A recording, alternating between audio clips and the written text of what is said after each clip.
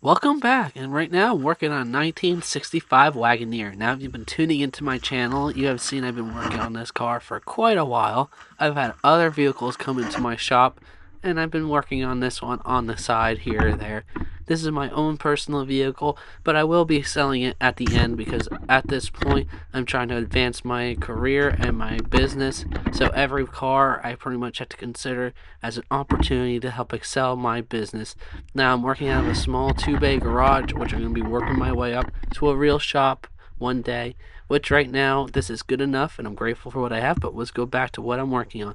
Right now I'm going to be trimming the headliner edge right here. I made a custom headliner, and the fabric I left long enough right by the windshield, which I'm going to have to trim back with a razor blade. Now I'm taking blue tape along the edge because I'm going to be spraying adhesive on there, and I don't want any of the overspray to get on the glass.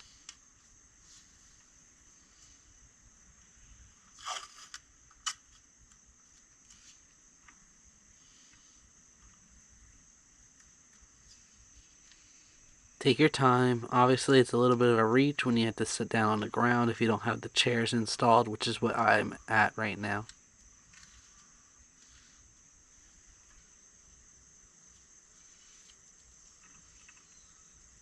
You're using this tape so that you can hold up painter's plastic, and that will hold off any of the overspray and catch that instead of going on everything else. It does not need to be perfect unless you feel like you're going to spray everywhere, which I know I'm really good with how I spray it, so I only need so much. Now you can always put this in fast forward or skip through if you need to see what else you want to do on your car or need help on specific things. If not, feel free to watch every step. I'm trying not to fast forward so you can see how I did it so that you can replicate it or take what you would like out of it.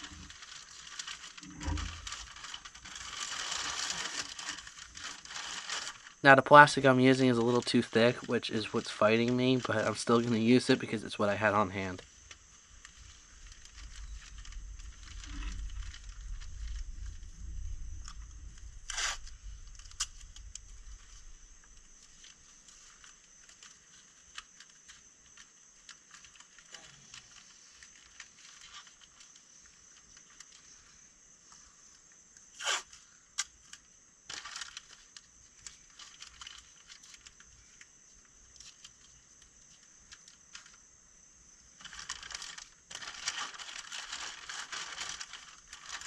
Now the tape doesn't have to be perfectly level or straight as if you're painting and you want to have a perfectly masked off area. This is just to hold it up and keep any overspray from hitting anything. And if it really did, you could take some acetone and clean off the glue before it even hardened.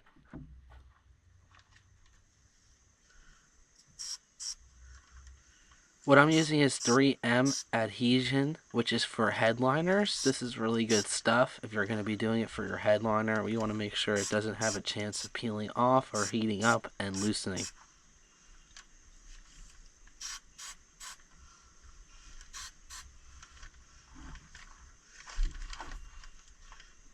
Now, once you have the glue up there, you're going to want to press it down slowly, give it some time to harden on both sides, and it'll get a little tacky. This is what you want so that there's no bleed through of your glue to the backside of your fabric. Now, if you do have foam before the fabric, this will decrease the chance of any bleed through of your glue that you're using for your actual product.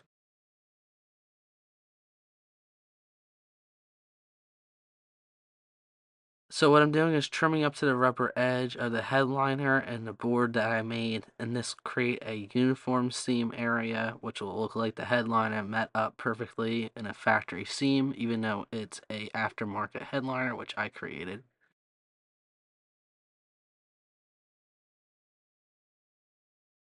What I'm doing is feeling at the edge, like I was saying, to make sure it was up to the seam, and then we can start pulling it back.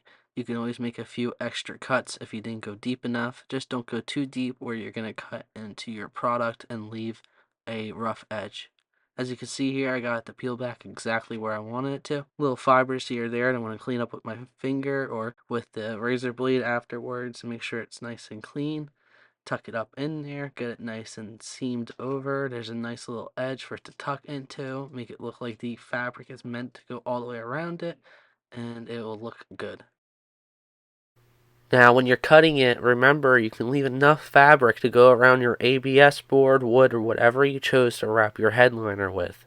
This way you can have a clean edge where you're cutting it, and no one will see where you've been cutting it.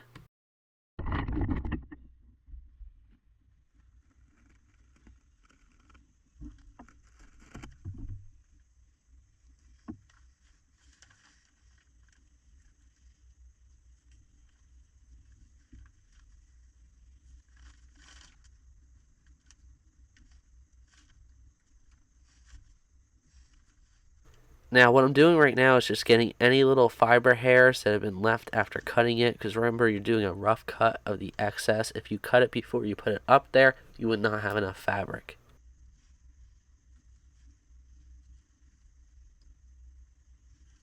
Alright guys, so I'm going to give you a little bit of history on this 1965 Wagoneer.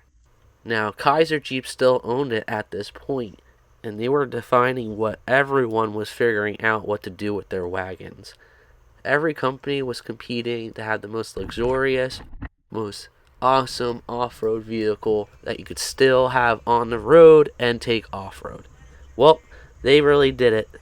The Wagoneer was so popular that they launched a new version of the Wagoneer in 1966, offering even more luxury features, including air conditioning, a radio system, and this was really groundbreaking when you were actually being able to take this type of vehicle to the off-road track. They didn't really have those features on a stock factory vehicle. You had to modify it to get to that point.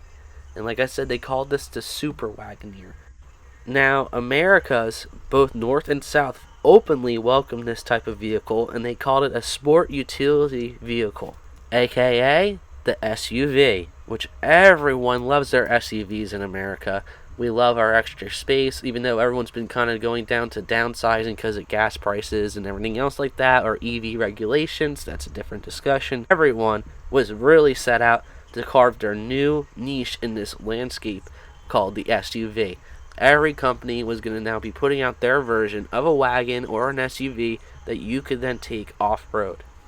Alright, I'll be getting back to the history, but right now I'm adding in a little piece of fabric right here that you'll never notice that was added in. It was intentionally designed like this. This is where the mirror was going to go on so that you can look behind and be able to have that mount up. It was a way that I made this headboard, so not everyone's going to have to do this. You'll be seeing me put up the rear view mirror and the visors, and also repairing the steering wheel in this video.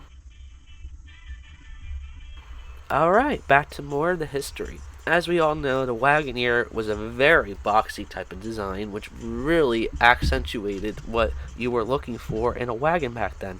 A 7-slot grille, round headlight, which gave it the classic look that everyone was looking for with those standard style round bulbs. The passengers were surprised when they actually saw that the inside was quite plush and welcoming, and it was able to use on all of the tough terrains and still feel comfortable on the inside with high quality vinyls and fabrics. Also, a dash design that's made out of all metal, which is very easy to maintain. This type of duality is what people were yearning for, feeling like they were in luxury but still able to hit the road and hit the track. Nothing was going to stop this vehicle, especially with its advanced overhead cam design. It was a 6-in-line engine, and later models even offered you had a chance to change from a live axle in the front to independent front suspension, which is really astounding back in the day, which is very rare for a 4x4. There was a lot of different colors. They gave you presidential red, parkway green, white, black, a whole bunch of other different colors. That way every fan and enthusiast could have a choice of color that they wanted on their wagon. Now, they did offer other different door styles, but most were produced with 4 doors, which is the most sought after and iconic style configuration.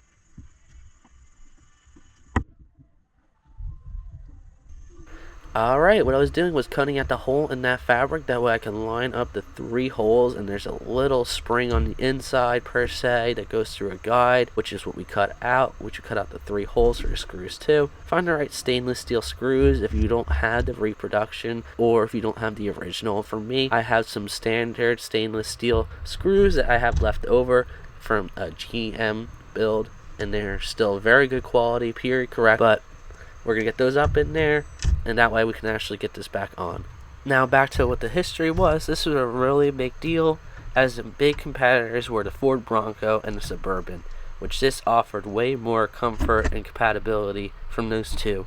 And I'm a big fan of the Bronco. As you can see, I did build a Bronco a few months ago, and that was a very beautiful vehicle. Not going to get into that right now, but I do see that there is a little bit more amenities on these Wagoneers for when you buy them stock.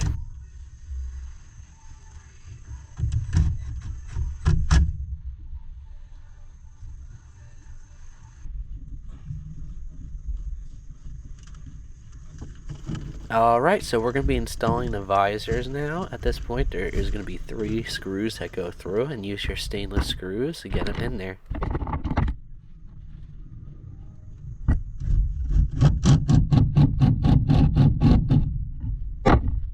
I'll be giving a little bit more history on this Wagoneer in the next video. So stay tuned, and remember to watch out for more Wagoneer restoration videos coming up. Remember to like and subscribe to my channel for more videos. Every like and subscription helps my channel grow, as I'm still working out of a 2-bay garage, and I plan to open up a full-fledged restoration shop in the future. So everything helps build up this shop and helps me acquire new tools, new assets to teach you guys what I'm learning along the way too. You guys can watch and learn from all my skills and all my failures or anything else like that to help you get past yours too. Alright guys, so this is what it looks like so far with the headliner and the visors back up. Really good for a budget build so far, keeping everything down in cost. Remember to like and subscribe and see more, like I said. Thanks again. Don't forget my merch for sale too. You can see that link on my subscription channel.